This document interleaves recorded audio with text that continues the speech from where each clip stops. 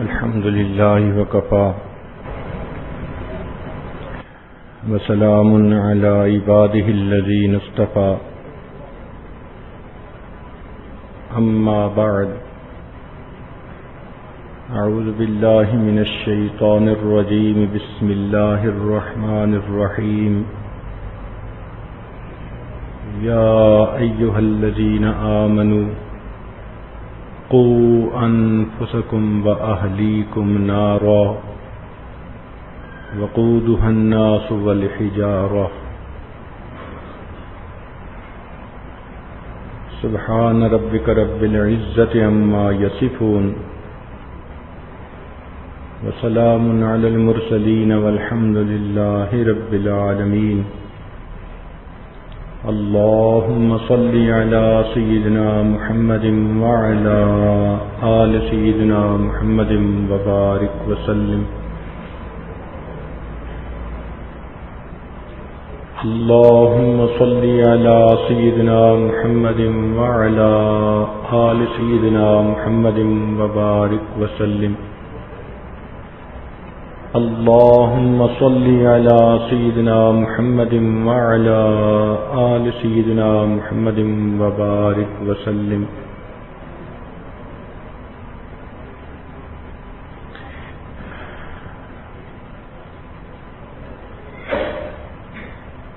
اللہ رب العزت کا ایک ذاتی نام ہے اور بہت سارے صفاتی نام ہیں۔ ذاتی نام اللہ ہے، باقی نام صفاتی ہیں۔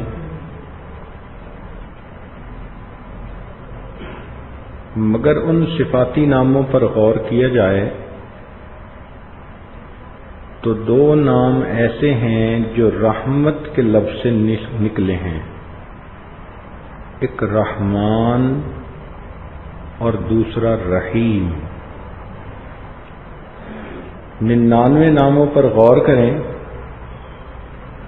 تو ہر نام ایک صفت کی طرف اشارہ کرتا ہے، جبکہ یہ دو نام ایک ہی صفت سے نکلے ہیں۔ رحمان جس کی رحمت اپنے اور پرائے سب پر عام ہو،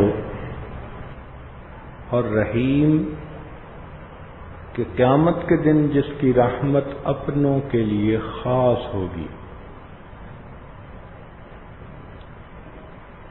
یا یوں سمجھیے کہ ایک آدمی کے لیے مالدار ہونا ایک صفت ہے اور سخی ہونا دوسری صفت ہے۔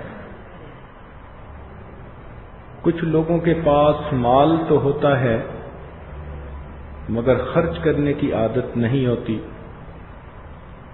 کچھ لوگوں کے پاس سخاوت تو ہوتی ہے مگر مال ہی نہیں ہوتا۔ تو یہ دو چیزیں مل جائیں کہ مال بھی بہت زیادہ ہو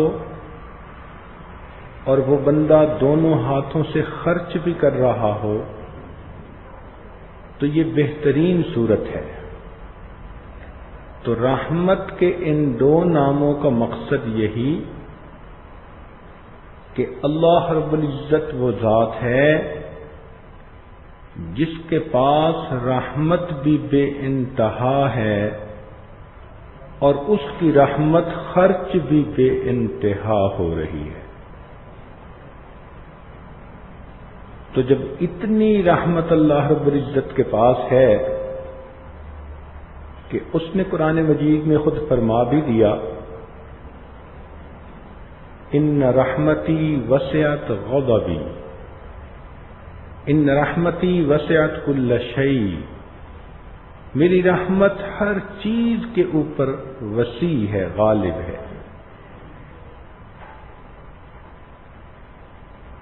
تو گویا اللہ رب العزت کی رحمت کی صفت ایسی ہے کہ یہ ہر چیز پر غالب ہے، بلکہ بعض علماء نے تو یہاں تک لکھا کہ اللہ رب العزت کے جتنے بھی نام ہیں ان سب میں سے رحمت ہی کا پہلو نکلتا ہے. حالانکہ کچھ نام ایسے ہیں کہ جن کو ہم سمجھتے ہیں کہ وہ تو بہت ہی سختی والے نام ہیں، مگر یہ ہماری سمجھ کا قصور ہے. مثال کے طور پر الجبار ہم سمجھتے ہیں جبر کرنے والا، حالانکہ اس کا معنی ہے درست کرنے والا. اب غلط چیز کو ٹھیک کرنا یہ تو اچھائی اور رحمت کی بات ہے. القہار ہم سمجھتے ہیں کہ قہر ڈھانے والا، حالانکہ اس کا مطلب ہے غالب آنے والا. تو واقعی جو اللہ رب العزت سے ٹکرائے گا اللہ تعالیٰ اس پر غالب آئے گا. المتکبر ہم سمجھتے ہیں کہ جس میں تکبر ہو، بلکہ اس کا مطلب ہے عظمتوں والا. اور اس میں کیا شک ہے کہ اللہ رب العزت کی ذات کو ہر عظمت حاصل ہے. المنتقم ہم سمجھتے ہیں انتقام لینے والا، حالانکہ علماء نے لکھا کہ ظالم سے بدلہ لینے والا. یہ نہیں ہے کہ ہر کمزور پہ غصہ دکھانے والا. یہ تو اچھی صفت ہے کہ اگر کوئی ظلم کرتا ہے تو اس ظالم کے بازو بھی روکنے والا کوئی ہونا چاہیے. تو المنتقم ظالم سے بدلہ لینے والا. تو گویا اللہ رب العزت کے جتنے بھی نام ہیں ان میں رحمت کا ہی پہلو نکلتا ہے. یہاں پر ایک بات درمیان میں کہتا چلوں. حضرت مولانا قاسم نانوتوی رحمۃ اللہ علیہ کے ایک ہندو پنڈت کے ساتھ بہت مناظرے ہوتے تھے. دیانند سرسوتی وہ بھی بہت ہیلے باز آدمی تھا، چالاک انسان تھا، عجیب نکتے اٹھاتا تھا. ایک مرتبہ اس نے اعتراض کیا کہ دیکھو یہ مسلمانوں کا قرآن، اس میں سورت کا نام ہے الرحمن، اور اس میں بار بار یہ کہا گیا فَبِأَيِّ آلَاءِ رَبِّكُمَا تُكَذِّبَانِ، تم اپنے رب کی کون کون سی نعمتوں کو جھٹلاؤ گے. حالانکہ اسی صورت میں جہنم کا بھی تذکرہ، یرسل علیکم شواظ من نار ونحاس فلا تنتصرون. تو اس نے کہا دیکھو کیا تک بندی ہے کہ ایک طرف کہتے ہیں کہ کون کون سی نعمتوں کو جھٹلاؤ گے، اور دوسری طرف آگ میں جلانے کی باتیں. تو یہ تو خدائی کلام نہیں، یہ تو من گھڑت باتیں ہیں. اس نے یہ اعتراض کیا. تو اس پر حضرت مولانا قاسم نانوتوی رحمۃ اللہ علیہ نے بہت تفصیلی جواب دیا، اور انہوں نے فرمایا کہ دیکھو اگر کوئی نقصان دینے والی چیز ہو اور تمہیں کوئی بتا دے، سمجھا دے کہ اس سے بچ جاؤ، تو وہ تمہارا محسن ہوتا ہے. اگر کوئی کہہ دے کہ ادھر بجلی کی تار ہے ہاتھ مت لگاؤ، تو وہ دشمن نہیں دوست ہے. اسی طرح اللہ تعالی نے اس صورت میں ایمان والوں کو جہنم کی آگ سے بچنے کے جو مشورے دیے ان کو جو نصیحتیں کی کہ اپنے آپ کو جہنم کی آگ سے بچاؤ، یہ بھی اللہ رب العزت کی نعمت ہے کہ اس نے اپنے بندوں کو راہبری عطا فرما دی۔ تو اس نے تسلیم کیا کہ واقعی اس زاویے سے دیکھا جائے تو کسی کو مصیبت، پریشانی، تکلیف سے بچا لینا یہ بھی رحمت ہوتی ہے۔ اب سوال یہ پیدا ہوتا ہے کہ جب اللہ رب العزت کی رحمت بھی اتنی ہے کہ ہر چیز پر وسیع ہے، ہر نام سے رحمت ٹپکتی ہے، تو پھر اللہ تعالیٰ نے جہنم کو کیوں بنایا؟ فقط جنت بنا دیتے کافی تھا۔ تو اس کی بھی وجہ ہے کہ اگر کسی کے ذمے کام لگایا جائے اور ایک آدمی تو اس کام کو پوری طرح ادا کرے اور دوسرا بندہ ڈیٹ بن جائے اور جان بوجھ کے وہ غفلت کرے، حکم عدولی کرے، نافرمانی کرے، الٹا مذاق اڑائے، تو عدل کا تقاضا یہی ہے کہ جس نے تعمیل کی اس کو انعام دیا جائے اور جس نے بغاوت کی اس کا دماغ سیدھا کیا جائے۔ یہ جزا اور سزا کا ہونا یہ عین رحمت ہے۔ اگر ایسا نہ ہوتا تو پھر ماننے والے تو مظلوم ہوتے کہ اس دنیا میں بھی سب کچھ مانتے رہے اور آخرت میں وہ اور جو آزاد زندگی گزارنے والے تھے سب جنت میں اکٹھے ہو جاتے۔ تو اس لیے جنت دی انعام والوں کو اور جہنم بنائی جن کے دماغ خراب تھے اس دماغ کو سیدھا کرنے کے لیے، مگر واضح طور پر بتا دیا کہ میرے بندو تم اپنے آپ کو جہنم کی آگ سے بچاؤ۔ چنانچہ ارشاد باری تعالی ہے، یا ایھا الذین آمنو، اے ایمان والو، قوا انفسکم و اہلیکم نارا، اپنے آپ کو اور اپنے اہل خانہ کو جہنم کی آگ سے بچاؤ۔ اب یہ بھی رحمت کی بنا پر کہا گیا،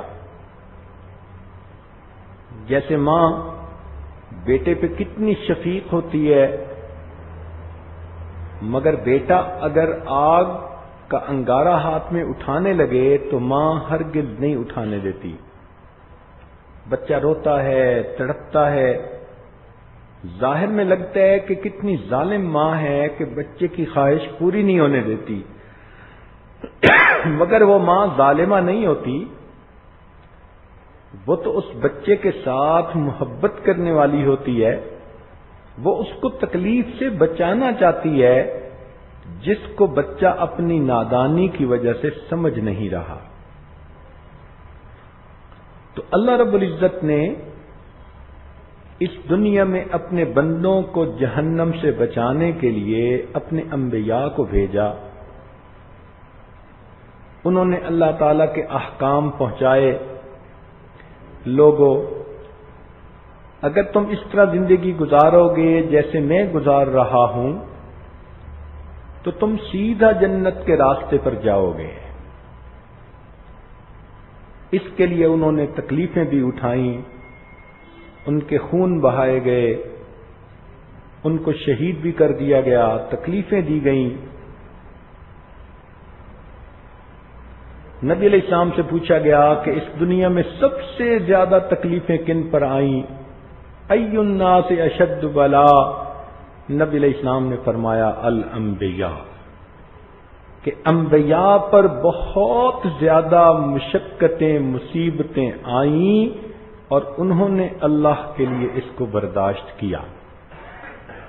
تو اب بتائیے کہ اللہ رب العزت نے تو اپنی طرف سے اتمام حجت کر دیا، کوئی بندہ بات ہی نہ سنے، آنکھ ہی بند کر لے اور گڑھے میں جا گرے تو پھر سمجھانے والے کا تو قصور نہیں ہوتا۔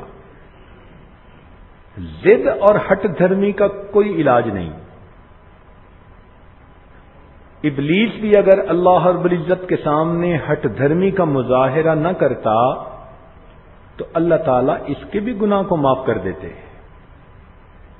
مگر اس نے ضد کی، ہٹ دھرمی کی، جس کی وجہ سے اس کو دھتکارا گیا۔ آج دنیا میں بھی اسی طرح جو انسان خیر کی بات کو نہ سنے اور اپنی من مرضی کرنے میں لگا رہے، دنیا کی زندگی کے عیش و آرام کو سامنے رکھے، حکم خدا کو نظر انداز کرے، تو یہ وہ انسان ہے جو اپنے ہاتھوں سے اپنے پاؤں پہ کلہاڑی مار رہا ہے، یہ اپنے ہاتھوں سے جہنم خرید رہا ہے۔ چنانچہ اللہ رب العزت نے اپنے بندوں کے لیے ایک دستور بنایا کہ میرے بندوں، میں نے تمہارے اندر ایک نفس بنایا ہے، وَنَفْسٍ وَمَا سَوَّاهَا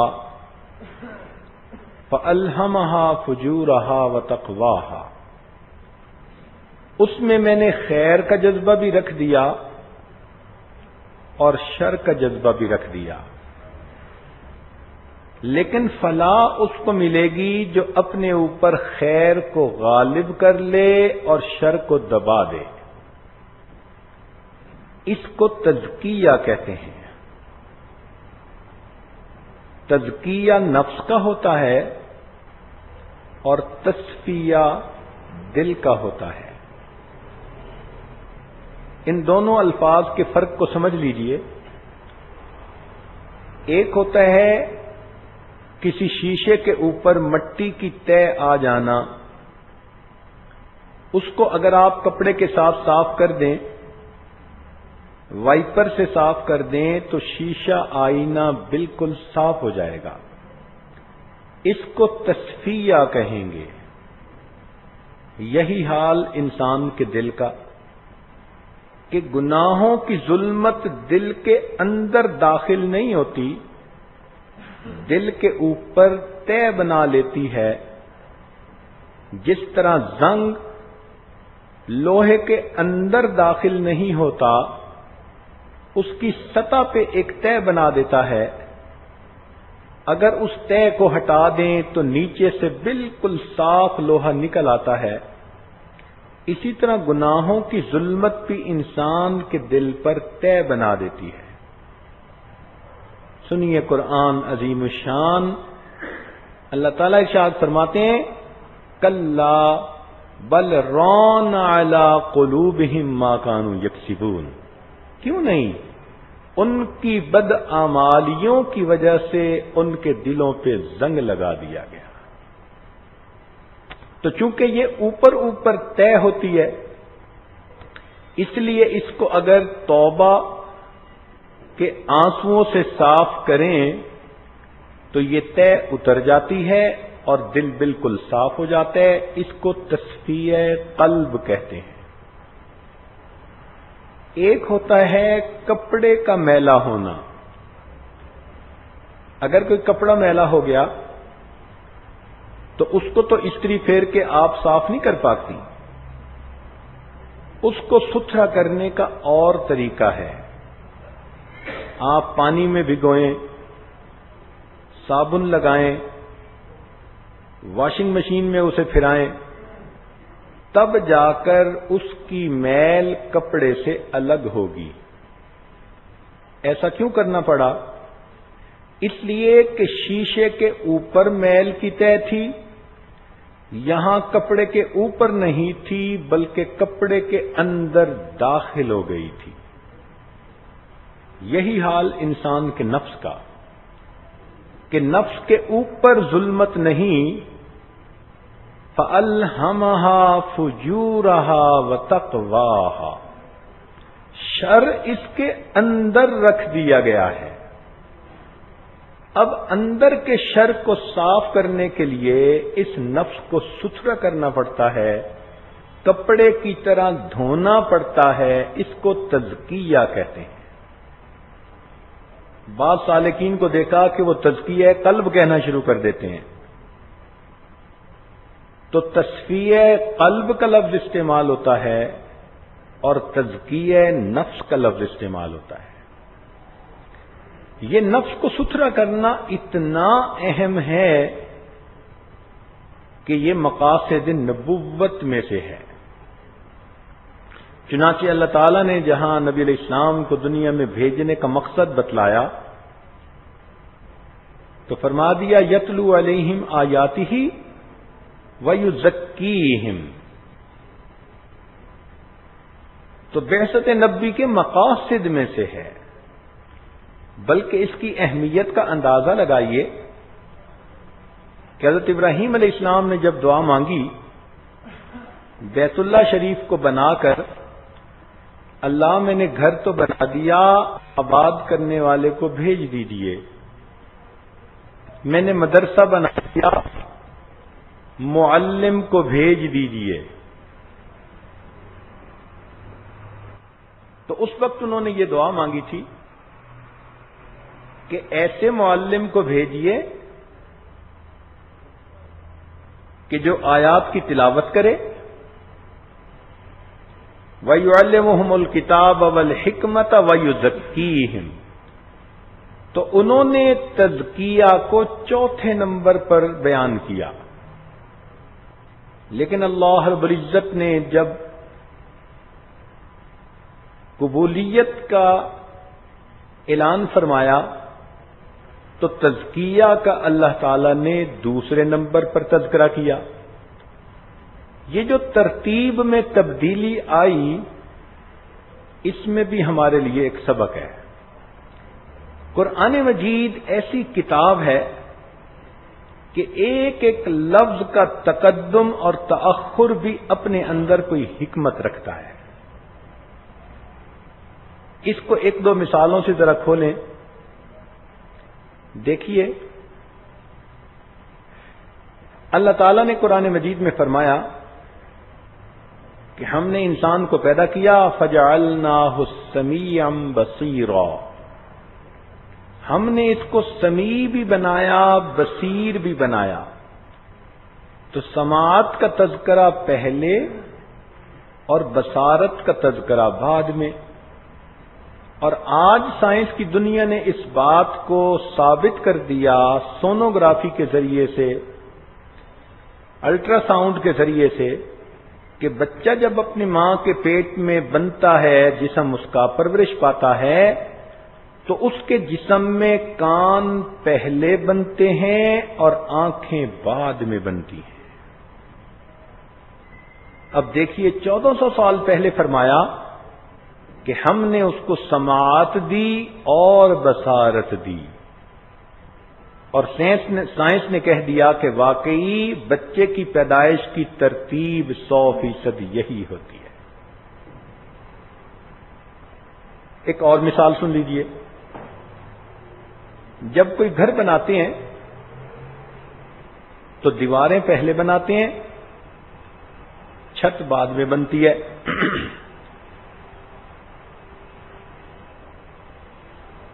اور جب کوئی مکان گرانا ہوتا ہے تو گرانے کی ترتیب اور ہے، پہلے لائٹیں وغیرہ جو لگی ہوتی ہیں ان کو اتار دیا جاتا ہے، پھر چھت گرائی جاتی ہے، پھر دیواریں گرائی جاتی ہیں۔ بالکل اسی طرح اللہ تعالی نے، بالکل اسی طرح اللہ رب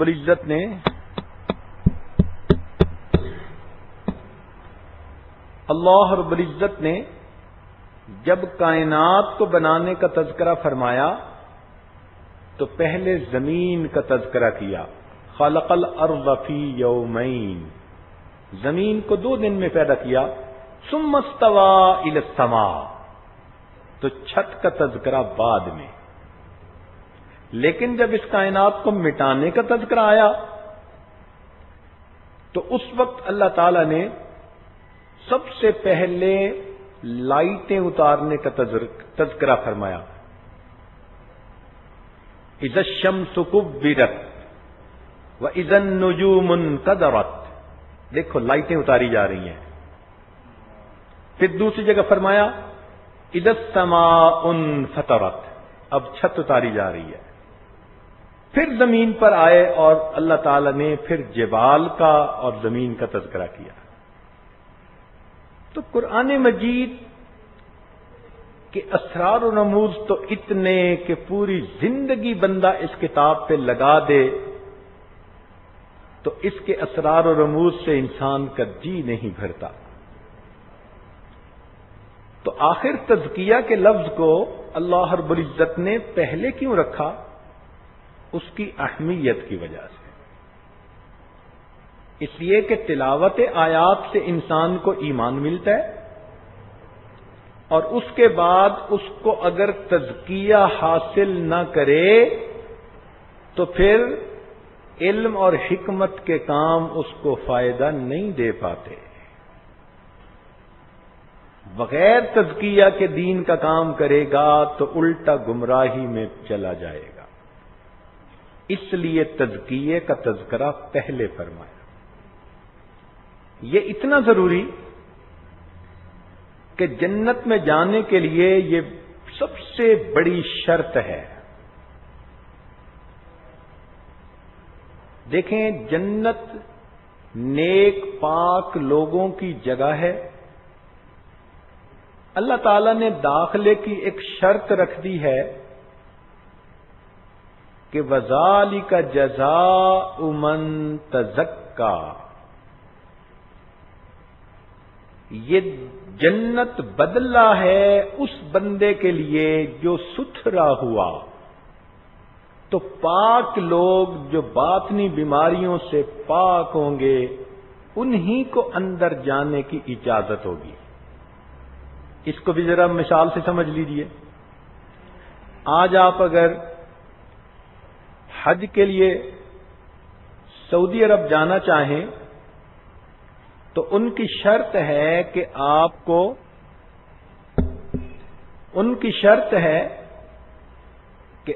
کو دو بیماریوں سے پاک ہونا چاہیے، کالرا اور میننجائٹس. اسی لیے ٹیکے لگواتے ہیں. اگر آپ ٹیکے نہیں لگوائیں گی تو وہ آپ کو ملک میں داخل ہونے سے روک دیں گے. کسی ملک کی شہریت حاصل کرنا چاہیں تو وہ کہتے ہیں جی کہ آپ اپنا میڈیکل پیش کریں. آپ کو ٹی بی بھی نہیں ہونی چاہیے، HIV پازیٹو بھی نہیں ہونا چاہیے، اور آپ کو کوئی اور بھی ایسی متعدی بیماری نہیں ہونی چاہیے. اگر ہوگی تو ہم اپنے ملک میں داخل نہیں ہونے دیں گے. اب بتائیے یہ دنیا کے ملکوں کے چھوٹے چھوٹے حاکم یہ اپنے ملکوں میں بیمار لوگوں کو داخل ہونے کی اجازت نہیں دیتے تو وہ رب کریم جو ساری کائنات کا مالک و خالق ہے وہ اپنی پسندیدہ اپنے پیاروں کی جو ہے جگہ جنت میں باطنی بیماریوں والے لوگوں کو کیسے داخل ہونے دیں گے؟ ان کی بھی شرط ہے کہ اگر اس میں داخل ہونا چاہتے ہو تو باطنی بیماریوں سے پاک ہو کے آؤ. یہ باطنی بیماریاں کون؟ جیسے ظاہری بیماریاں ہوتی ہیں، یہ بلڈ پریشر ہے، یہ ڈائبٹیز ہے، یہ ہائی کولیسٹرول کی بیماری، یہ فلاں بیماری. اسی طرح باطن کی بھی بیماریاں ہیں، تکبر ہے، حسد، بغض، کینہ، غضب، شہوت، یہ سب کی سب باطنی بیماریاں ہیں. تو اللہ تعالیٰ کی طرف سے یہ شرط ہے کہ دنیا میں ان بیماریوں سے اپنے آپ کو پاک کر لو، اپنا علاج کروا لو. اگر تم نے علاج کروا لیا اور تمہاری موت اس حال میں آئی کہ تمہارے نفس کا تزکیہ ہو چکا تھا تو میرے بندو تمہارے لیے جنت کے دروازے کھول دیے جائیں گے، تمہاری قبر کو جنت کا باغ بنا دیا جائے گا۔ اور اگر تم نے دنیا میں منمانی کی اور میرے حکموں کی غفلت برتی اور آزاد زندگی گزاری اور اپنے نفس کے اندر گندگیاں لے کر دنیا سے مرے، تو اب تمہیں ان باطنی بیماریوں کا علاج کروانا پڑے گا۔ لہذا اس کے لیے ہم نے ایک ہسپتال بنایا ہے جس کا نام جہنم ہے۔ یہ بیماروں کے لیے ہے، ان کا علاج کرنے کے لیے۔ کیونکہ تم بیمار ہو، لہذا ہم تمہیں پہلے ہسپتال میں داخل کریں گے۔ اگر تمہاری بیماری ٹھیک ہو گئی تو ہم تمہیں ڈسچارج کر کے کچھ عرصے کے بعد تمہارے گھر جنت روانہ کر دیں گے۔ اور اگر ایسی بیماری ہوئی جو لا علاج ہے تو پھر تمہیں ساری عمر ہسپتال میں ہی گزارنی پڑے گی۔ اب ذرا اس بات کو توجہ سے سمجھیے گا کہ جیسے بیمار آدمی ہسپتال میں جاتا ہے تو اس کو سب سے پہلے ایمرجنسی وارڈ میں جانا پڑتا ہے۔ یہ ایمرجنسی وارڈ کیا ہوتا ہے؟ اس میں تھوڑا سا عملہ متعین ہوتا ہے، ہر آنے والے مریض سے وہ 2-3 مختصر سے سوال پوچھتے ہیں اور جلدی سے ان کو دوا دینا شروع کر دیتے ہیں کہ فوری دوا مل جائے۔ اسی طرح انسان کی قبر وہ آخرت کے ہسپتال کا ایمرجنسی وارڈ ہے۔ جب بھی کوئی بندہ قبر میں جائے گا تو منکر نکیر 2 ہی بندے آئیں گے اور آ کے اس سے مختصر 3 سوال پوچھیں گے، من ربک، من نبیک، ما دینک۔ اور ان 3 سوالوں سے ان کو پتہ چل جائے گا کہ یہ کس طرح کا بیمار ہے، تو وہ فوراً اس کو میڈیکیشن دینا شروع کر دیں گے۔ اب جیسی بیماری اس کی ویسی ہی دوا۔ کئی مرتبہ سر میں درد ہو تو کہتے ہیں جی کہ سر ذرا دبا دو، بیماری ٹھیک ہو جائے گی۔ کسی اور عضو بدن میں درد ہو تو دوا دیتے ہیں۔ تو جن لوگوں کو گناہوں کی درد دنیا میں ہوگی تو قبر پھر ان کو دبائے گی، یہ قبر کی فزیو تھراپی ہوگی۔ یہ الگ بات ہے کہ جب وہ دبائے گی تو ایک طرف کی پسلیوں کو دوسری طرف کر دے گی، تو گناہگار بندوں کو قبر کا ضغطہ پیش آئے گا۔ یہ قبر میں ان کو فزیو تھراپی مل رہی ہے۔ پھر اس کے بعد نزلے زکام کے مریض کو ٹھنڈی جگہ سے بچاتے ہیں، کہتے ہیں ایئر کنڈیشنر کے سامنے مت بیٹھو، بلکہ تم ذرا ایسی جگہ رہو جہاں نسبتاً گرمی ہو۔ تو جن کو گناہوں کی بیماری نزلہ زکام ہوگا تو ان کی قبر میں بھی جہنم کی کھڑکی کھول کر ٹیمپریچر کو ذرا زیادہ کر دیں گے کہ تم ٹھنڈی جگہ رہنے کے قابل نہیں، تمہارا نزلہ زکام کا مسئلہ ہے۔ اور کئی مرتبہ دیکھا ایمرجنسی وارڈ میں کہ وہ آتے ہی بندے کو ڈرپ لگا دیتے ہیں فوراً، تو قطرہ قطرہ قطرہ قطرہ دوائی اس بندے کے خون میں شامل ہوتی رہتی ہے۔ قبر میں بھی اسی طرح ہوگا۔ حدیث پاک میں آتا ہے کہ بے نمازی جب جائے گا تو اللہ تعالیٰ ایک گنجے اژدہے کو مسلط کر دیں گے، وہ تھوڑی تھوڑی دیر بعد اس کو کاٹے گا اور اس کے اندر زہر کی دوا داخل کرتا رہے گا۔ یہ اللہ تعالیٰ کی بنائی ہوئی ڈرپ ہے جو اس بندے کو لگی ہوگی۔ ذرا اژدہے کا تصور کر کے دیکھیں نا، ایسے لگتا ہے جیسے سر کے اوپر ڈرپ کی بوتل ہی کھڑی ہوئی ہے۔ یہ ڈرپ لگی رہے گی۔ اب ایمرجنسی وارڈ میں بندے کو اس وقت تک رکھتے ہیں جب تک کہ بڑا طبیب نہیں آ جاتا، بڑا سرجن نہیں آ جاتا۔ جب بڑا سرجن آ جاتا ہے تو مریض کو اس کے سامنے پیش کرتے ہیں، اور وہ پھر مریض کی دو چیزیں دیکھتا ہے۔ ایک تو جو اس کی فائل بنتی ہے اس کو چیک کرتا ہے، اور دوسرا اس سے ہسٹری بھی لیتا ہے،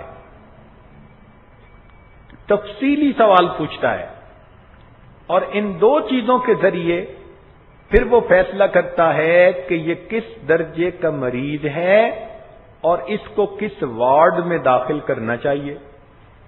چنانچہ اس مریض کو قیامت کے دن اللہ رب العزت کے سامنے پیش کیا جائے گا جو طبیب اعظم ہے، اور اللہ تعالیٰ اس کی فائل دیکھیں گے، یعنی نامہ اعمال کو دیکھیں گے، اور اس سے 4 سوال پوچھیں گے۔ میرے بندے، تو نے جوانی کیسے گزاری؟ تو نے کہاں سے کمایا، کہاں خرچ کیا، اور تو نے اپنے علم پہ کتنا عمل کیا؟ ان سوالات سے اس بندے کی بیماری کی اصلیت کھل کر سامنے آ جائے گی۔ تو جہنم کے ہسپتال کے اندر مختلف وارڈ ہیں۔ جیسے دنیا کے ہسپتال میں ایک جنرل وارڈ ہوتا ہے، چھوٹی موٹی بیماریوں والوں کو وہاں بھیج دیتے ہیں۔ ایک پیچیدہ بیماری والے لوگ ہوتے ہیں، ان کو ای سی یو میں داخل کرتے ہیں، ایکسٹینسو کیئر یونٹ۔ اور کچھ لوگ ہوتے ہیں جو لمبی بیماریوں والے ہوتے ہیں، ان کے لیے ٹرشری کیئر یونٹ بنا ہوتا ہے، انہوں نے تو سالوں رہنا ہے۔ اسی طرح اللہ تعالیٰ نے بھی جہنم کے ہسپتال کے مختلف وارڈ بنائے ہیں۔ جس کو جہنم کہتے ہیں یہ جنرل وارڈ ہے جو سب سے اوپر ہے، اور باقی وارڈ اس سے نیچے ہیں۔ چنانچہ منافق، مشرک اور کافر یہ نیچے کے وارڈوں میں بھیجے جائیں گے۔ ان المنافقین فی الدرک الاسفل من النار، سب کے نیچے کے وارڈ میں منافق ہوں گے، کیونکہ ان کو لمبا عرصہ لگنا ہے۔ اور ویسے بھی دستور ہے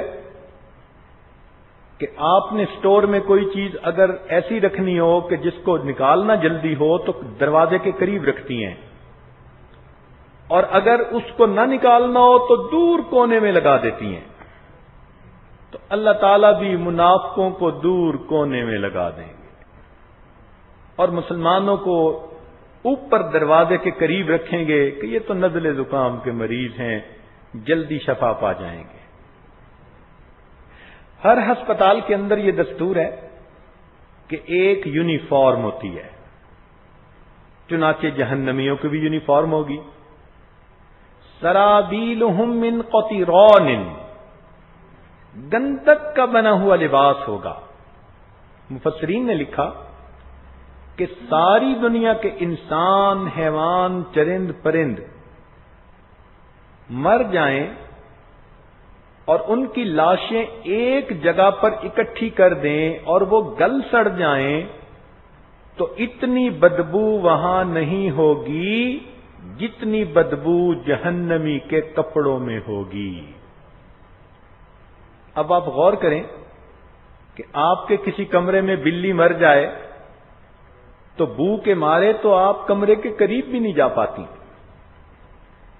جب ایسے کپڑے پہننے پڑیں گے کہ ساری دنیا کے مرداروں سے بھی زیادہ اس کے اندر بدبو ہوگی تو کیا حال ہوگا؟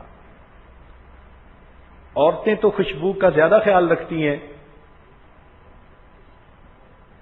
ہمیں تو یہ خوشبو لگانی ہے، یہ خوشبو لگانی ہے، تو سوچیں پھر اس بدبودار کپڑوں کے بعد مجھے تو لگتا ہے سانس ہی بند ہونے لگ جائے گا۔ اور کچھ جہنمی ایسے ہوں گے کہ وہ جہنم میں جانا نہیں چاہیں گے. جیسے مریض کہتے رہتے ہیں میں ٹھیک ہوں مجھے ہسپتال میں نہیں جانا، تو اسے زبردستی داخل کر دیتے ہیں. تو اسی طرح کا سلسلہ ہوگا کہ جب قیامت کے دن اللہ تعالیٰ بندے کے بارے میں اعلان فرمائیں گے کہ یہ جہنم میں جائے، وہ واویلا شروع کر دے گا، کہے گا ما اغنا عنی مالیا ہلک عنی سلطانیہ. حکم ہوگا خذوہ فغلوہ ثم الجحیم صلوہ، پکڑو اسے لے جاؤ زبردستی. بلکہ فرمایا یوم یداعون الی نار جہنم دعا، جس دن جہنمیوں کو دھکے دے دے کر جہنم کی آگ میں ڈالا جائے گا. قرآن مجید کا صوتی حسن دیکھیے کہ الفاظ ایسے استعمال کیے کہ لگتا ہے جیسے ویسے ہی کوئی دھکے دے رہا ہے. یوم یداعون الی نار جہنم دعا.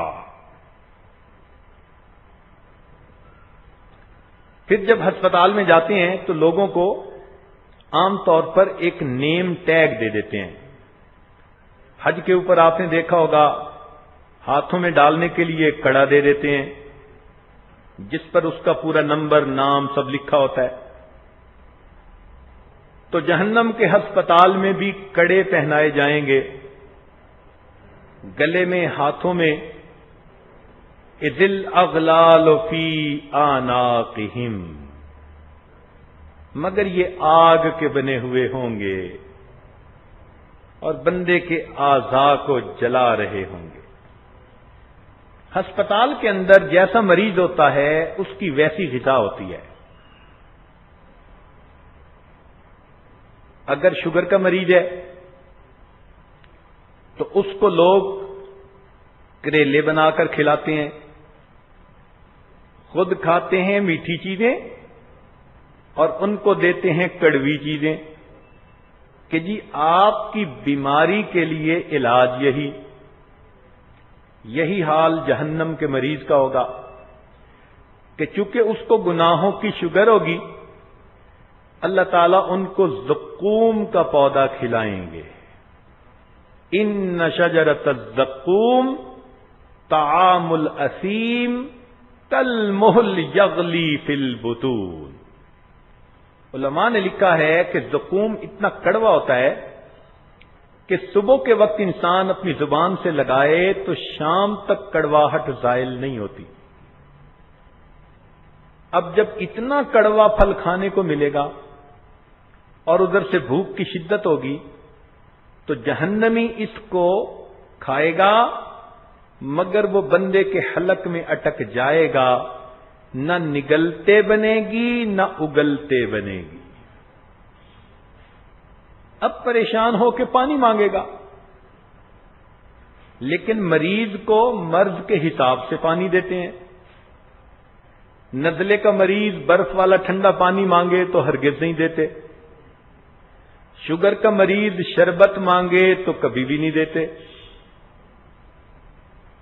بلکہ نزلے زکام کا مریض ہو تو اس کو جڑی بوٹیوں کا قہوہ بنا کے دیتے ہیں، کڑوا.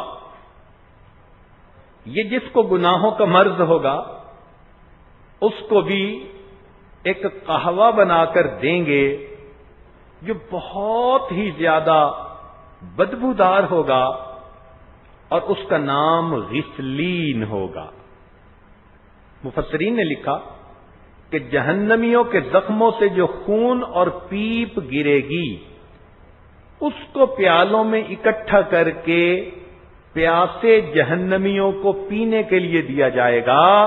ولا طعام الا من غسلین لا یاکلہ الا الخاطئون. دیکھا جیسی کرنی ویسی بھرنی. جنت میں شراب طہور پلا رہے ہوں گے اور یہاں ان کو قہوے بنا کے پلا رہے ہوں گے. کئی مرتبہ ایسے ہوتا ہے کہ بندے کو جسم میں دردیں ہوتی ہیں، عورتوں کو تو یہ مسئلے پیش آتے ہی رہتے ہیں، تو پھر ایک ربر کی بوتل ہوتی ہے، اس میں گرم پانی ڈال کے نا یہ جسم پہ رکھتی ہیں، ٹکور کرتی ہیں. اس بیماری کا علاج یہی. بالکل اسی طرح جہنم میں کچھ ایسے بھی بیمار ہوں گے جنہوں نے زکات نہیں دی ہوگی، تو ان کے سارے مال پیسے کو اللہ تعالی سلاخوں میں تبدیل کریں گے، پھر جہنم کی آگ میں ان کو گرم کیا جائے گا. فَتُكْوَى بِهَا جِبَاهُهُمْ وَجُنُوبُهُمْ وَظُهُورُهُمْ، ان کے ماتھے پہ ٹکور کریں گے، ان کے پہلوؤں پہ، ان کی پیٹھ پہ ٹکور کریں گے. هَذَا مَا كَنَزْتُمْ لِأَنفُسِكُمْ فَذُوقُوا مَا كُنتُمْ تَكْنِزُونَ. چکھو مزہ. زیور تو پہنتی تھی اور زکات ادا کرنا یاد ہی نہیں رہتا تھا. چکھو مزہ ذرا اس کا. سنبھال سنبھال کے جیولری باکس میں رکھتی تھی، نئے نئے زیور بنانے کا شوق تھا، زکات ادا کرنے کا دھیان ہی نہیں تھا. تو ایسے مریض کے ساتھ یہ معاملہ. اچھا، کچھ مریض ایسے ہوتے ہیں جیسے کینسر کا مریض، تو شعاؤں سے ان کا علاج کیا جاتا ہے. کہتے ہیں جی شعاؤں کے ذریعے سے ان کو علاج دے رہے ہیں. جہنم میں بھی ایسا ہی ہوگا. کچھ ایسے لوگ ہوں گے جنہوں نے لوگوں کے دل دکھائے ہوں گے، ان کے لیے ایک اسپیشل وارڈ بنا ہوگا، اس کا نام ویل ہوگا. ویل لکل ہمزۃ لمزہ. یہ ہمزہ اور لومزہ الگ الگ بیماریاں ہیں.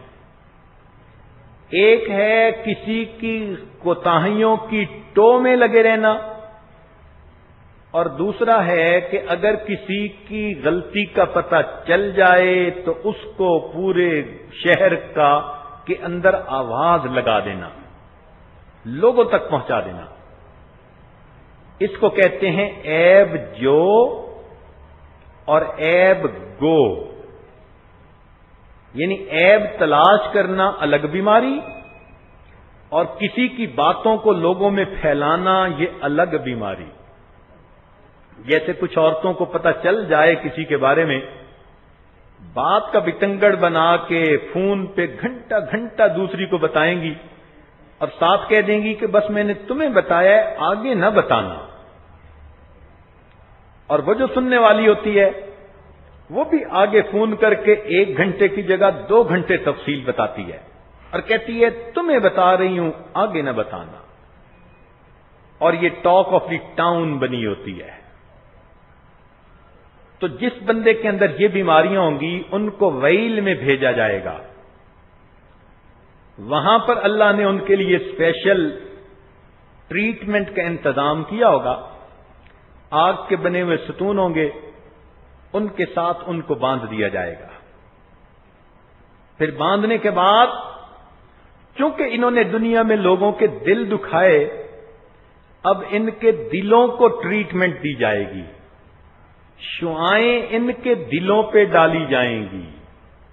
اللہ تعالیٰ فرماتے ہیں نار اللہ الموقدہ، اللہ کی یہ جلائی ہوئی آگ ہوگی، التی تطلع علی الافئدہ، جو اٹھے گی اور سیدھا انسان کے دل کو اپنا نشانہ بنائے گی.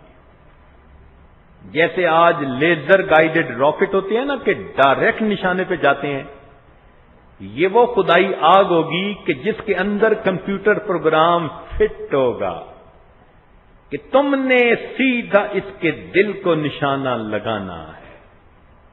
اب بتائیں کیا حال ہوگا جب دل پر آگ کے انگارے پڑ رہے ہوں گے. کچھ لوگ ہوتے ہیں کہ جن کی بیماری ایسی ہوتی ہے کہ ان کو انجیکشن لگانا ضروری. بچوں کو دیکھا، عورتوں کو دیکھا کہ انجیکشن سے بہت ڈرتی ہیں، کہتی ہیں ہم ٹیبلٹ کھا لیں گی، انجیکشن نہ لگائیں. تو قیامت کے دن جہنم میں بھی کچھ ایسے مریض ہوں گے کہ ان کا علاج ہی انجیکشن کے ذریعے سے ہو سکے گا. مثال کے طور پر زانیہ عورت، حدیث پاک میں آتا ہے کہ اللہ تعالیٰ نے جہنم کے اندر ایک غار بنائی ہے. اس زانیہ عورت کو جہنم کی اس غار کے اندر ڈال کر دروازہ بند کر دیا جائے گا، اور اس غار کے اندر بچھو ہوں گے جن کی دم کی گانٹھیں اتنی بڑی ہوں گی جیسے دنیا کے اونٹ ہوتے ہیں، اور اس عورت کا جسم بہت بڑا بنا دیا جائے گا، اور اس کے پورے جسم پر وہ بچھو اس طرح چڑھیں گے جیسے کہ شہد کے چھتے پر شہد کی مکھیاں ہوتی ہیں، اور سارے کے سارے بچھو ایک وقت میں اسے کاٹیں گے. یہ خدائی انٹراوینس انجیکشن لگ رہے ہوں گے. اے اللہ کی بندی، تو نے زنا کروایا اور توبہ بھی نہ کی، تیرے جسم کے ایک ایک ٹشو نے اس کا مزہ پایا، اب ہر ٹشو کے اندر زہر کی دوا ہم بھیجیں گے. اب تو گھبرا کہ یہ کہتے ہیں کہ مر جائیں گے، مر کے بھی چین نہ پایا تو کدھر جائیں گے. کچھ نوجوان ہوتے ہیں جن کے دماغوں میں ہر وقت نفسانی، شیطانی، شہوانی خیالات چھائے ہوتے ہیں. لیتے بیٹھتے چلتے پھرتے ہر وقت ان کے ذہن میں شیطانی وسوسے، وہ اسی خیالات کو ذہن میں جماتے ہیں، لذتیں پاتے ہیں. تو ایسا مریض اگر قیامت کے دن جہنم میں جائے گا تو اس کا علاج کیا ہوگا؟ یصب من فوق رؤوسہم الحمیم، گرم کھولتا ہوا پانی ان کے سر پہ ڈالا جائے گا. تیرے دماغ میں خرابی تھی اور گندی سوچ رہتی تھی، اب تیری اس بیماری کا علاج کھولتا پانی ہے. تو دیکھیے، جیسی بیماری ویسا علاج. اتنا عرصہ یہ بیماری کا علاج ہوتا رہے گا حتیٰ کہ وہ بیماری ختم ہو جائے. تو جس بندے نے ایمان کو قبول کر لیا، غفلت کی وجہ سے گناہوں کا مرتکب ہوا، تو اس بندے کی تو بیماری جلدی ختم ہو جائے گی، چونکہ یہ بے عملی کی بیماری ہوگی.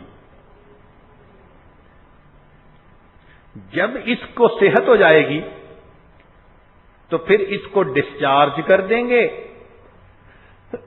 اور کہیں گے کہ اب تو اپنے گھر چلا جا، یعنی جہنم سے نکال کر پھر اس کو جنت بھیج دیں گے. کچھ بیمار ایسے ہوتے ہیں کہ بیماریاں ہی لا علاج. ان لا علاج بیماریوں میں سے 3 بیماریاں ہیں.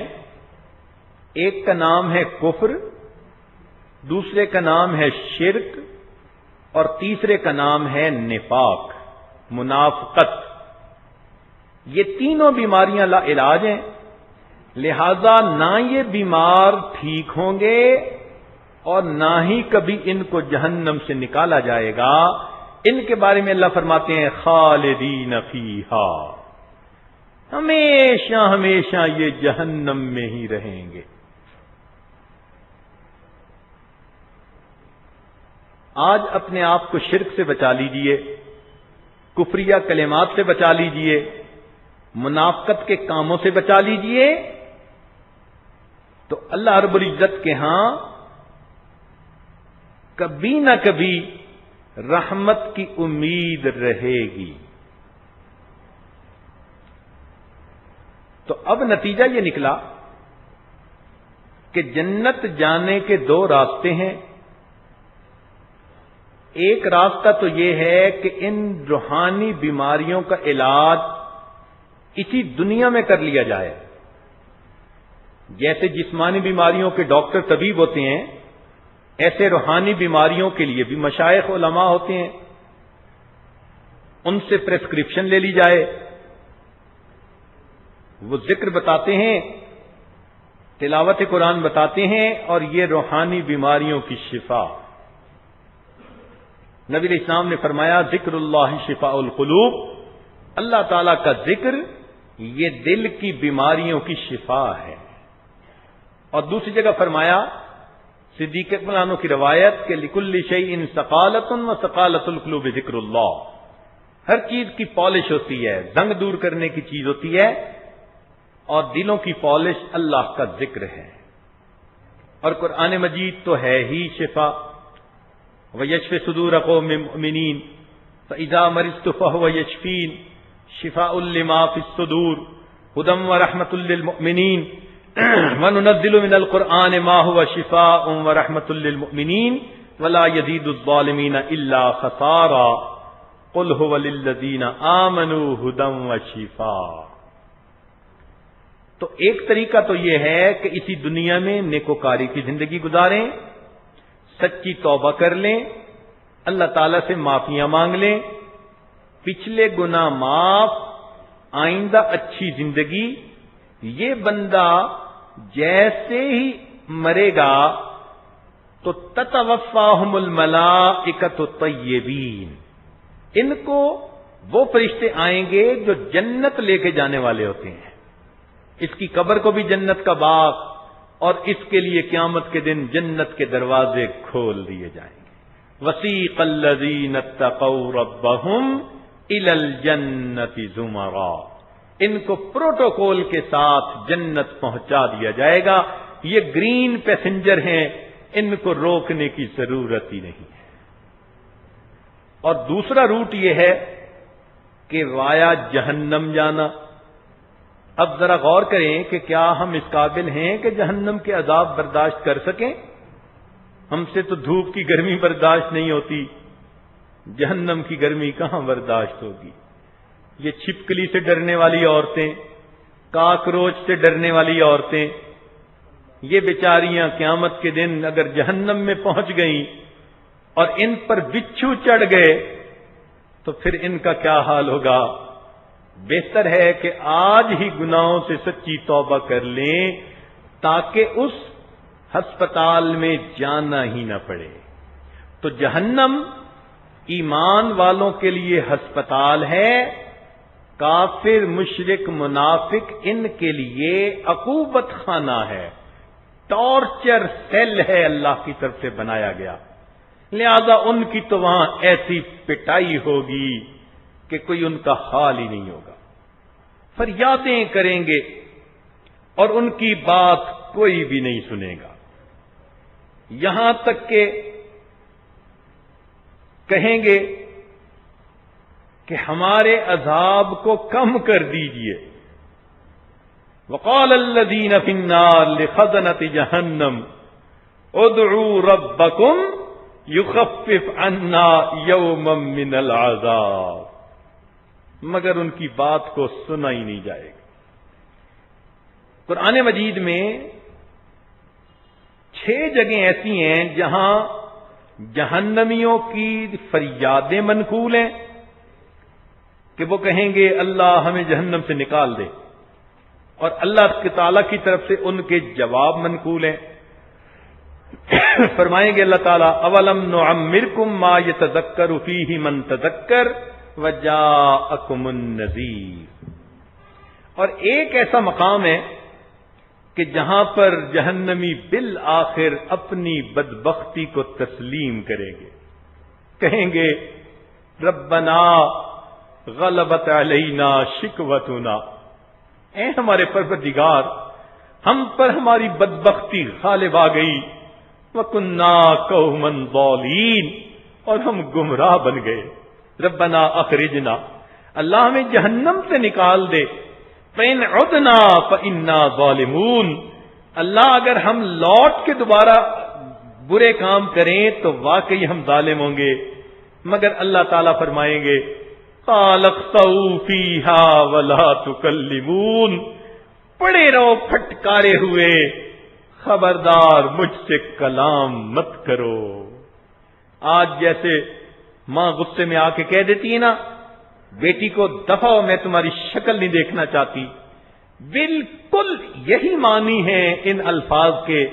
اللہ تعالیٰ کافروں کو فرمائیں گے اخسئوا فیہا ولا تکلمون، او بدبختو میں تمہاری شکل نہیں دیکھنا چاہتا، تمہاری آواز نہیں سننا چاہتا، میں تم سے ہم کلام ہی نہیں کرنا چاہتا، پڑے رہو پھٹکارے ہوئے۔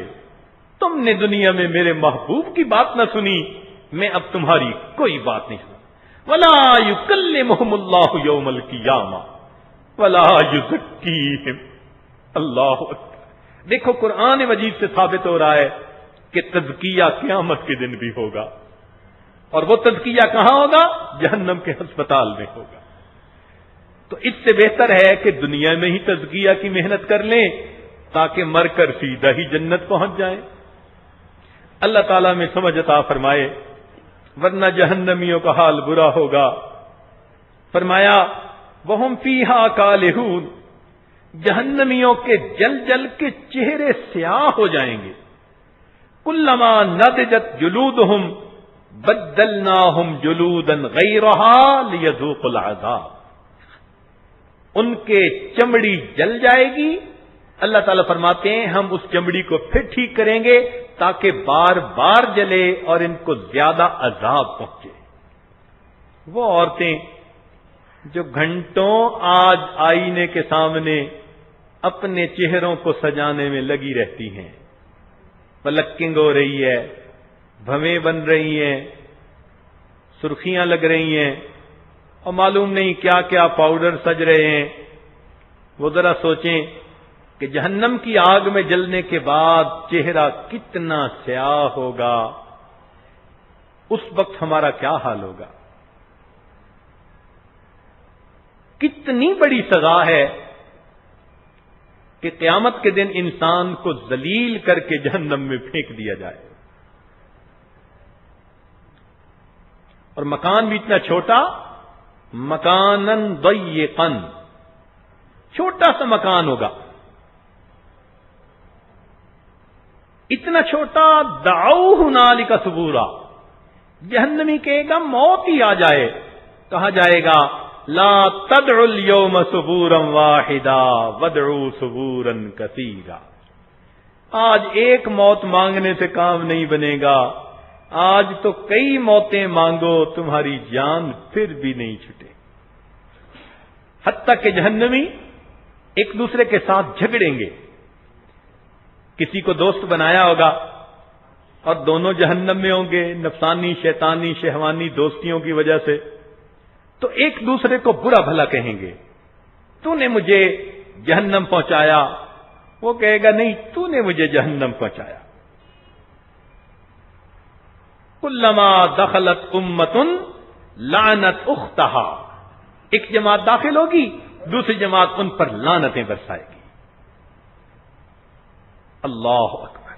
حتیٰ کہ جو ماں باپ اپنی اولاد کو نیک نہیں بنائیں گے اور دنیا کے دھندوں میں لگا دیں گے، دین سے بے بہرا رکھیں گے، تو یہ بچے اپنے ماں باپ پر مقدمہ کریں گے، کہیں گے ربنا انا اطعنا سادتنا وکبراءنا فاضلونا السبیل، میرے مولا ابو نے کہا تھا ڈاکٹر بننا، میں بن گیا، اس نے مجھے نماز کے لیے کبھی نہیں کہا تھا، انہی کی باتوں کو مان کر اللہ میں بھی فاسق فاجر بن گیا اور جہنم میں آ گیا۔ ربنا آتہم ضعفین من العذاب، اللہ ان کو دگنا عذاب دیجئے، وَلْعَنْهُمْ لَعْنًا كَبِيرًا، اللہ ان پر لعنتوں کی بارش برسا دیجئے۔ جب اولاد مقدمہ کرے گی ماں باپ پہ تو سوچو پھر وہاں کیا حال ہوگا۔ آج جن کو ترلک میں کھلاتے ہیں یہ وہاں پر دشمن بن کر کھڑے ہوں گے۔ آج جن سے دوستیاں لگاتے ہیں، مجھے وہ اچھا لگتا ہے، وہ میرے ساتھ بڑا اچھا بولتا ہے، جب جہنم میں جائیں گے تو پھر افسوس کریں گے کہ کاش میں نے کسی سے کوئی تعلق نہ رکھا ہوگا۔ کیا کہیں گے؟ یا ویلتا لیتنی لم اتخذ فلانا خلیلا لقد اضلنی عن الذکر بعد اذ جاءنی وکان الشیطان للانسان خذولا۔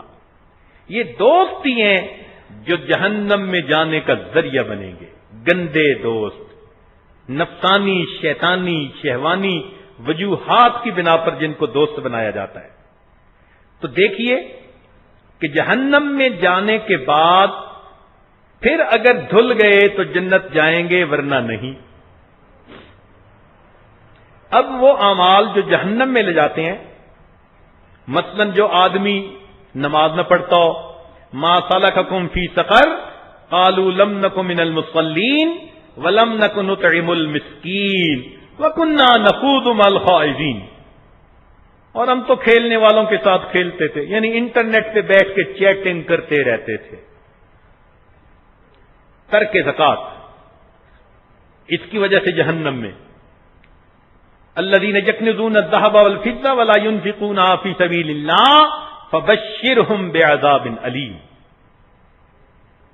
حقوق العباد میں جو کوتاہی کرے گا جہنم میں، حتیٰ کہ اگر کسی کو قتل کیا، وَمَن يَقْتُلْ مُؤْمِنًا مُتَعَمِّدًا فَجَزَاؤُهُ جَهَنَّمُ، متکبر جہنم میں، فَبِئْسَ مَثْوَى الْمُتَكَبِّرِينَ، زانی جہنم میں، وَمَن يَفْعَلْ ذَلِكَ يَلْقَ أَثَامًا، منافق جہنم میں، إِنَّ الْمُنَافِقِينَ فِي الدَّرْكِ الْأَسْفَلِ مِنَ النَّارِ۔ یہ ہے انسان کی اصل بربادی کہ دنیا کی چند لمحوں کی لذتوں کی خاطر ہمیشہ کے عذاب میں جلے۔ لمحوں نے خطائیں کی، صدیوں نے سزا پائی۔ لمحوں نے خطائیں کی، صدیوں نے سزا پائی۔ چند لمحوں کی لذتوں کی خاطر اے انسان تو اپنے آپ کو جہنم کا مستحق بنا بیٹھتا ہے۔ یہ تیری کتنی ناعقلی، کتنی بے وقوفی ہے۔ اس لیے جہنمی سے وہاں کے داروغے پوچھیں گے کہ تمہیں کوئی سمجھانے والا نہیں آیا تھا؟ تو آگے سے یہ کہیں گے کہ جاءنا نذیر فکذبنا وقلنا ما نزل اللہ من شیء، ہم نے ہی ان کو جھٹلا دیا، ان کی بات ماننے سے انکار کر دیا، اور پھر حسرت سے کہیں گے لو کننا نسمع، اے کاش اگر ہم سنتے، او ناقلو، ہمارے اندر عقل کی رتی ہوتی، ما کننا فی اصحاب السعیر، ہم کبھی بھی جہنم میں نہ آتے۔ تو جہنم میں جانے والے وہ ہوں گے نہ خیر کی بات سنتے ہوں گے، نہ عقل سے اسے سمجھنے کی کوشش کرتے ہوں گے۔ اللہ تعالی ہمیں اس بے عقلی سے بچائے۔ جہنم میں جانا کوئی آسان کام نہیں، محنت کرنی پڑتی ہے۔ کیا مطلب؟ کہ جو انسان منمانی کی زندگی گزارتا ہے، اس دنیا میں بھی مصیبتیں اور آخرت میں بھی مصیبتیں۔ دیکھیے جو انسان گناہگار ہو، اللہ تعالیٰ اولاد کو نافرمان بنا دیتے ہیں۔ اولاد کتنا دل دکھاتی ہے، مال میں بے برکتی ڈال دیتے ہیں، کتنا انسان پریشان ہوتا ہے، دل کو بے سکون کر دیتے ہیں، کتنا پریشان ہوتا ہے۔ جس کسی کے ساتھ غلط تعلقات ہوں، سارا دن اسی کی سوچ، اسی کی خیال، اسی کی باتیں، اس کو پتہ نہ چلے، اس سے چھپاؤ، اس سے چھپاؤ، جھوٹ جھوٹ جھوٹ، امی کے سامنے جھوٹ، ابو کے سامنے جھوٹ، میں تو اس کو ملنے گئی تھی، میں تو سہیلی سے بات کر رہی تھی، فون فلاں کا آیا تھا، جھوٹ بول بول کے جھوٹوں کے دفتر میں نام لکھوا بیٹھتی ہے۔ تو دنیا میں بھی مصیبت، راتوں کو نیند نہیں آتی، کھانا اچھا نہیں لگتا، اور جن کی خاطر یہ سب کچھ کرتی ہیں وہ بھی مطلب پورا کر کے اپنا راستہ لے لیتے ہیں۔ پھر کہتی ہیں کہ جی کوئی دعا بتائیں کہ بس اللہ مجھے دنیا سے اٹھا ہی لے۔ پھر گناہوں کی وجہ سے انسان کو ذلت ملتی ہے، رسوائی ملتی ہے، بیماریاں ملتی ہیں۔ حدیث پاک کا مفہوم ہے جو انسان اللہ تعالیٰ کی نافرمانی کرتا ہے، اللہ تعالیٰ لوگوں کے دلوں میں اس کی نفرت ڈال دیتے ہیں۔ لوگ اوپر اوپر سے تو ہاں ہاں کرتے ہیں، اندر سے اس انسان سے نفرت کر رہے ہوتے ہیں۔ کتنی سزائیں ہیں اسی دنیا میں۔ اب دیکھو، اتنے دھکے کھا کے، اتنی پریشانیاں اٹھا کے، مصیبتیں اٹھا کے، پھر اگر کوئی جہنم میں پہنچا تو اس نے کتنی قیمت ادا کر کے جہنم میں جانے کی کوشش کی۔ تو اس لیے جہنم میں جانا مہنگا ہے اور جنت میں جانا سستا ہے۔ ہٹ دھرمی سے ہم اگر توبہ کر لیں تو اللہ رب العزت ہمیں جہنم سے بچا لیں گے۔ ہم یونیورسٹی میں پڑھتے تھے، ایک پروفیسر ہمارے تھے، وہ اتنا پیار سے سمجھاتے تھے کہ بات طلباء کے ذہن نشیں ہو جاتی تھی۔ ان کے پیریڈ میں حاضری بھی 100% ہوتی تھی اور بچے ان کا ہوم ورک بھی خوب کرتے تھے اور بڑے شوق سے پڑھتے تھے اور نمبر بھی بہت لیتے تھے۔ تو وہ مذاق میں کبھی کہا کرتے تھے کہ بچوں، میں نے تمہیں ایسا پڑھایا ہے کہ اب میرے مضمون میں فیل ہونے کے لیے تمہیں بڑی محنت کرنی پڑے گی۔ تو مذاق میں بات کرتے تھے، مگر واقعی ان کے مضمون میں کوئی فیل ہی نہیں ہوتا تھا۔ بالکل وہی بات مجھے یاد آتی ہے کہ میرے مولا نے جنت جانا اتنا آسان کر دیا، توبہ کرنا اتنا آسان کر دیا، معافی مانگنا اتنا آسان کر دیا، دنیا میں اللہ رب العزت نے اپنی ذات کو منانا اتنا آسان کر دیا کہ اگر کوئی بندہ اب بھی اللہ کو منا کر جنت میں نہ جائے تو یقیناً اس کو جہنم میں جانے کے لیے بڑی محنت کرنی پڑے گی۔ اور یہ محنتیں ہم کرتے پھرتے ہیں، سارا دن دھکے کھاتے ہیں، آنکھیں ادھر دیکھتی ہیں ادھر دیکھتی ہیں، اس کو فون کرو، اس کا یہ کرو، اس سے جھوٹ بولو، اس کو دھوکہ دو۔ کتنے جتن کاٹتا ہے انسان جہنم میں جانے کے لیے۔ ہوئے مر کے ہم جو رسوا، ہوئے کیوں نہ غر کے دریا، ہوئے مر کے ہم جو رسوا، ہوئے کیوں نہ غر کے دریا، نہ کہیں جنازہ اٹھتا نہ کوئی مزار ہوتا۔ آج وقت ہے جہنم سے اپنے آپ کو بچا لیجئے۔ اس کے دو طریقے ہیں، ایک تو ندامت کے 2 آنسو بہا لیجئے، ندامت کے آنسو جہنم کی آگ کو بجھا دیتے ہیں، اور دوسرا اپنے دلوں کو اللہ کی محبت سے بھر لیجئے، یہ عشق الہی کی آگ جہنم کی آگ کو بجھا دیتی ہے۔ حدیث پاک میں آتا ہے، مومن جب گزرنے لگے گا پل صراط سے، جہنم کی آگ کہے گی اسرع یا مومن فإن نورک اطفأ ناری، او مومن جلدی گزر جا، تیرے دل کے نور نے میری آگ کو بجھا دیا۔ آج اللہ کی محبت سے دل کو بھر لیجئے اور اپنے رب سے سلو کر لیجئے اور اللہ سے دعائیں مانگیے کہ اللہ ہمیں اپنی محبت عطا فرما دیجئے۔ اللہ وہ دل دے جو تیرے عشق کا گھر ہو،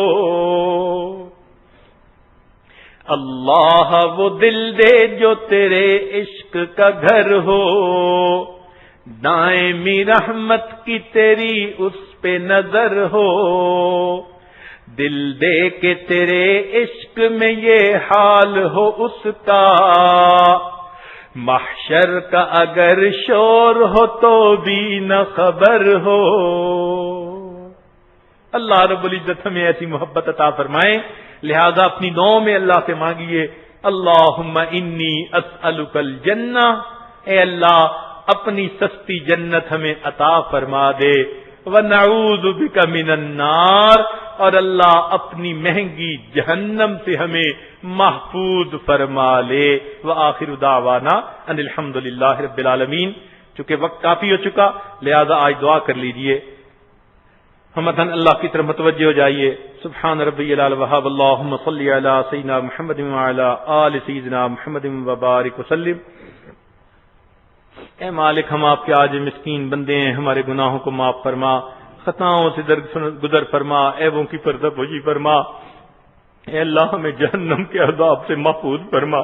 اے اللہ ہم آپ کے ناز نعمت کے پلے بندے ہیں، آپ نے کتنی نعمتیں دے کے ہمیں پالا میرے مولا، ہم سے تو دھوپ کی گرمی برداشت نہیں ہوتی، جہنم کی گرمی کہاں برداشت ہوگی؟ اللہ، دو بندوں کے سامنے کی ذلت برداشت نہیں ہوتی، قیامت کے دن نبی علیہ السلام کے سامنے کی ذلت کہاں برداشت ہوگی؟ اللہ، ہمیں تو کانٹا چبھ جائے، ہمیں تکلیف ہوتی ہے جب سارے جسم پہ بچھو بیٹھ کے کاٹیں گے، کیا حال ہوگا؟ اللہ ہمیں بچا لیجئے۔ اے اللہ، آپ رحیم ہیں، کریم ہیں، ہم آپ کو آپ کی رحمت کا واسطہ دیتے ہیں۔ اللہ، ہمیں اپنے عملوں سے زیادہ آپ کی رحمت کا بھروسہ ہے، ہمیں اپنے عملوں کا کوئی بھروسہ نہیں۔ اللہ، مہربانی فرما دیجئے، ہمارے ساتھ درگزر کا معاملہ فرمائیے، اپنے بندوں پر اللہ جہنم کی آگ حرام کر دیجئے۔ رب کریم، جہنم سے ہمیں بری فرما دیجئے، ہمارے نفس کا تزکیہ فرما دیجئے اور ہمیں اپنے مقبول بندوں میں شامل فرما دیجئے۔